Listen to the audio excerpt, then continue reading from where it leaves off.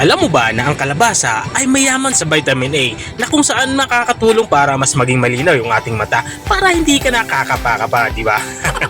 Pero alam ko naman mahilig kang kumapa lalo sa gabi. Charot. Tara, samahan mo ako dahil sa video nito ay magluluto tayo ng ginataang kalabasa. Unang ginawa ko dito ay nagpainit na nga ako ng mantika at nung minute ng mantika nilagyan ko na ito ng bawang at saka sibuyas. Magigisa tayo dito. At matapos kong maigisa yung bawang at sibuyas, idadagdag ko na din itong ating luya. Makakatulong itong luya para mas maging mabango ang ating lulutuing ulam. At matapos nga ang lumabas yung aroma nitong tatlong nating pangisa, ay inilagay ko na itong ating karning baboy.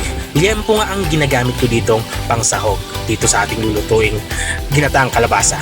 Pero kung wala naman kayong karning baboy, available sa inyo yung hipon o kaya alimasag, mas masarap yon. Gustong gusto ko din yon, alimasag at saka hipon. At balik tayo dito sa ating nilulutong ulam. Dito nga ay nilalagyan ko na ito ng pork cube para mas lasang-lasa natin yung ating sahog na karning baboy. At nilalagyan ko na ito ng unang gata. Bali isang basong gata nga muna aking nilagay. At saka nilagyan ko ito ng konting tubig. Saka ko ito tatakpan para pakuluin at palambutin itong ating karning baboy. At makalipas nga ng 5 minutes na pagpapakulo ay ito na. Binuksan ko na ito. Dito naman sa parting ito ay ilalagay ko na itong ating kalabasa. Bali 1 kilo nga ang kalabasa itong aking lulutuing ulam ngayon. At habang tayo ay nagpapatuloy sa ating pagluluto, gusto ko lang shoutout yung mga masusugid nating taga-subaybay. Big shoutout nga kay Sir Roger Nicolas Sumadja from Kalibuaklan. Shoutout din kay Ma'am Ana Nelia Ball ng Germany. Shoutout din kay Sir Nole. Pinapabati niya yung kanyang kumpare Denzel na nasa Candaba, Pampanga. At maraming salamat din sa mga walang sawang sumusuporta at nanonood dito sa aking page. Balik nga tayo dito sa ating nilulutong ulam. Dito nga ay nilagyan ko na ito ng sitaw, saka ko to tinakpan. At makalipas nga ng 1 minutong pagpapakulo ay ito na. Binuksan ko na ito para naman sa parting ito ay magtitimpla na tayo. Titikman ko muna to para alam ko kung saan ako magsisimula. Kulang nga ito ng alat kaya nilagyan ko ito ng patis.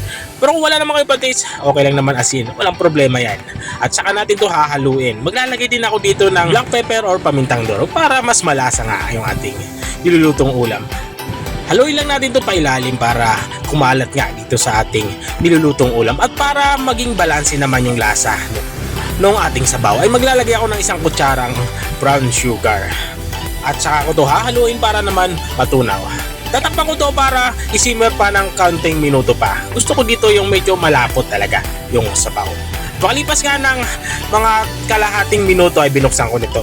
Dito sa parte ito ay lutong-luto na nga itong ating ulam pananghalian. Ito nga yung ating ginataang kalabasa. Kung nakarating ka hanggang dito sa dulo ng aking video, maraming salamat sa panonood.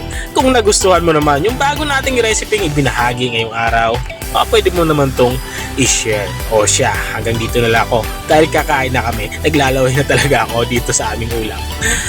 Kita-kita ulit sa mga susunod kong mga videos. Paalam! Bye-bye!